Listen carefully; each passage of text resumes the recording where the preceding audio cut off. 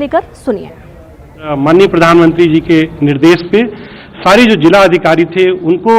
Instructions दिए गए कि जहां भी उनको जरूरत पड़ती है, जो भी रिक्वायरमेंट आती है, वो अगर वो रेलवे को बताएं तो रेलवे जहां भी हमारा रेलवे स्टेशन है वहां से ट्रेन चलाने के लिए तैयार है। तो एक तरह से एक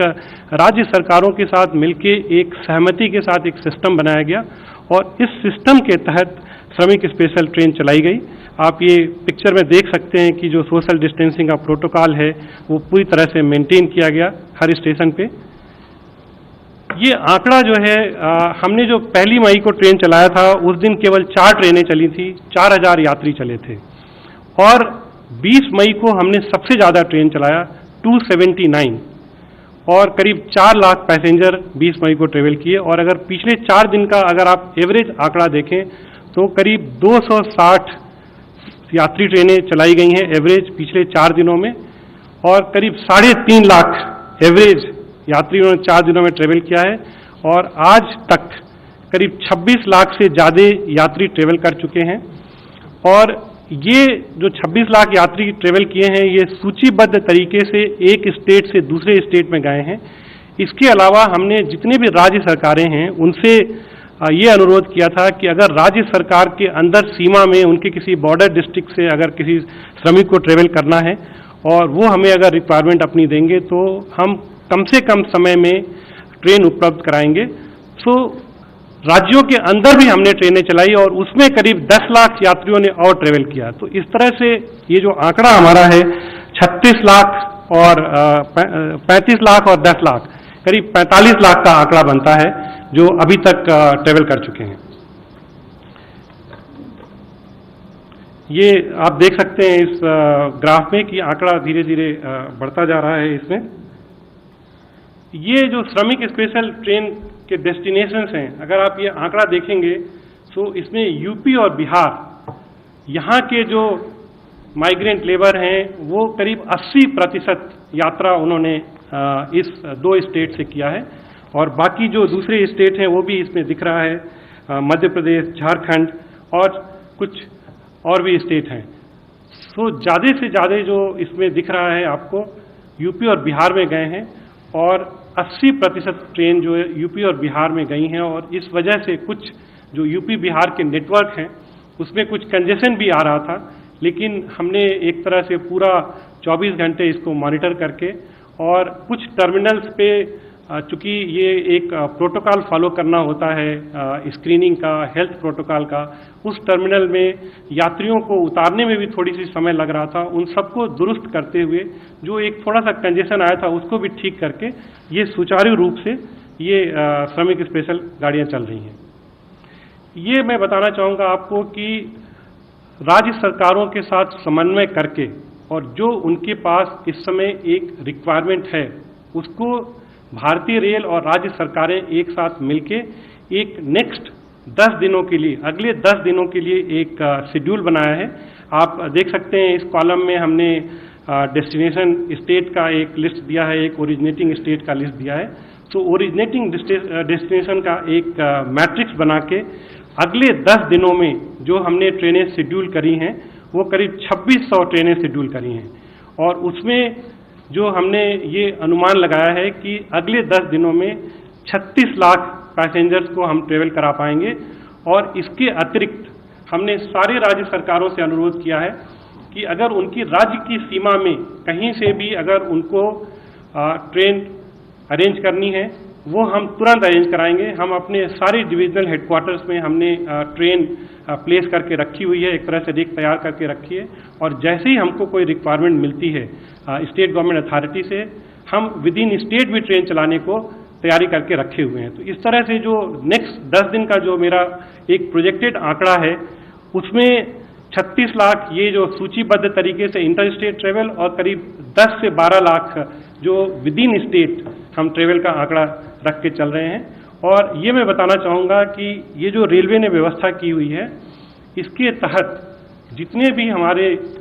श्रमिक भाई बहन हैं वो जहाँ भी हैं उनको वहाँ से गंतव्य स्थान पहुँचाने के लिए रेलवे ने पूरी व्यवस्था की है और ये व्यवस्था तब तक चलती रहेगी जब तक कि सारे श्रमिक भाई बहन अपने गंतव्य स्थान पे पहुँच जाएं। तो इस तरह से जो राज्य सरकारों के साथ मिलकर जो समन्वय बना के भारतीय रेल ने व्यवस्था कर रखी है, अगले 10 दिनों में काफ़ी ये जो 36 लाख और 46 लाख श्रमिक भाइयों को हम उनके गंतव्य स्थान पर पहुंचा पाएंगे। हमने 12 मई को कुछ स्पेशल पैसेंजर ट्रेन चलाई थी, 30 ट्रेन चलाई थी। उसमें जो अभी बुकिंग आ रही है, करीब 97% की बुकिंग आ रही है, और इसमें भी आप देख सकते हैं कि सारे सोशल डिस्टेंसिंग के जो प्रोटोकॉल हैं और जो स्क्रीनिंग के प्रोटोकॉल हैं, जो नीचे वाला ये पिक्चर है उसमें हमने एक ऑटोमेटिक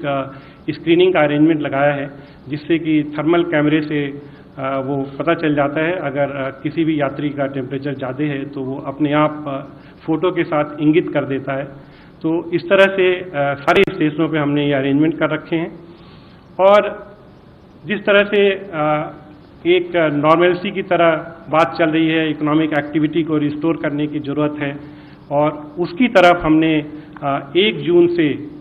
200 और ट्रेनों को चलाने का निर्णय किया है, और जिसके लिए कि हमने बुकिंग ऑलरेडी शुरू कर दी है। शुरू में हमने बुकिंग शुरू करी थी केवल ऑनलाइन, फिर धीरे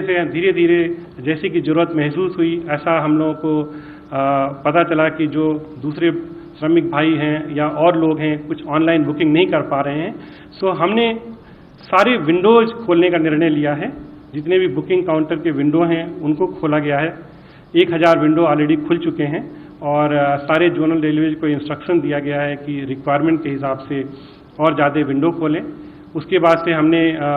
जो रेलवे एजेंट हैं, पोस्ट ऑफिसेज हैं, कॉमन सर्विस सेंटर हैं, उन सबको ये अनुमति दे दी है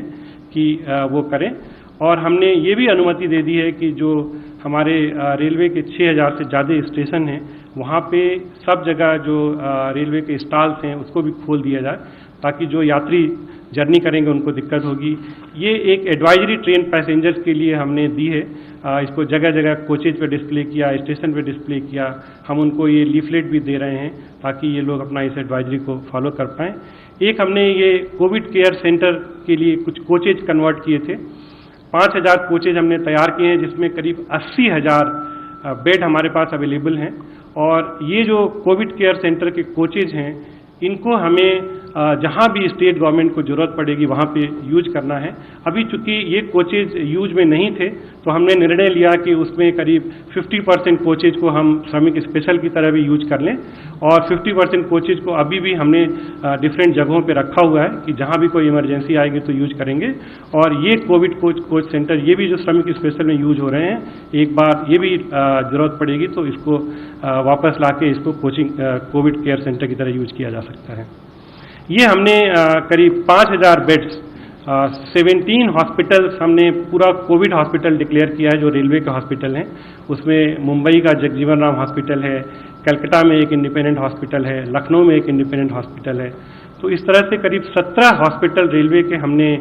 independent Covid care hospital declare किया है, और 33 हॉस्पिटल्स जिसमें हम ब्लॉक्स को आइसोलेट कर सकते थे उसको एक कोविड केयर ब्लॉक की तरह कन्वर्ट किया है। ये हमारा रेलवे का प्रयास है कि जो स्टेट गवर्नमेंट के जो भी एफर्ट्स चल रहे हैं कोविड केयर के लिए उसमें हम अपना योगदान दे पाएँ। ये क्वारंटाइन फैसिलिटी करीब 10,500 बेड्स हमने अपने डिफरेंट जो हमारे इंस्टीट्यूट्स हैं, ट्रेनिंग सेंटर्स हैं, जहाँ भी हम उसको स्पेयर कर सकते थे, ये भी एक हमारा एफर्ट है रेलवे का कि हम इसके लिए